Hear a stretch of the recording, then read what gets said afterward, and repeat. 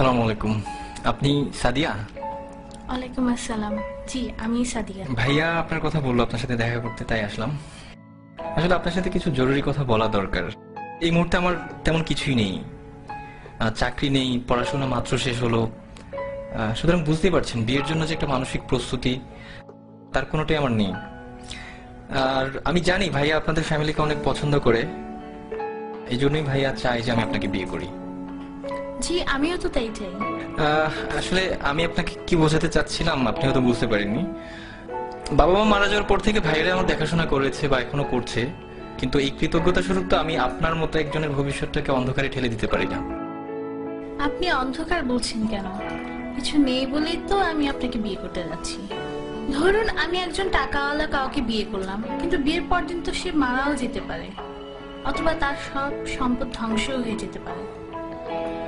আমি তো টাকা, বাড়ি, গাড়ি এসব দেখে বিয়ে করতে চাই না। আমি চাই একজন ভালো মানুষ।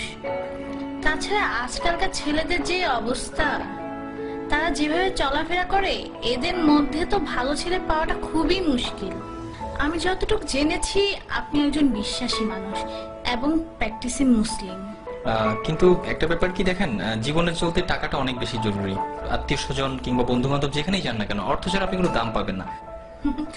আপনি কি মনে করেন যে এই ইটের জেলখানার ভিতরে সুখ আছে? সেখানে আছে মোহ, আছে লোভ, লালসা আর নষ্টামি। তারা সম্পদের পিছনে ছুটতে গিয়ে নিজেদেরকেই হারিয়ে ফেলে। স্বামী স্ত্রীর মাঝে কোনো ভালোবাসা নেই। বাবা সন্তানকে দেখতে পারে না, সন্তান বাবাকে দেখতে পারে না। আমি তো এমন চাই না। আমি চাই একটুকু জান্নাত, যার তুলনায় এই দুনিয়ার সমস্ত সম্পদ খুবই তুচ্ছ। আমাদের বিয়েটা ছিল খুব সাধারণ। মসজিদে গিয়ে বিয়ে করলাম, এরপর কিছু জিলেপি কিনে গরিবদের মাঝে বিলিয়ে সারাদিন দুজন মিলে ঘুরলাম।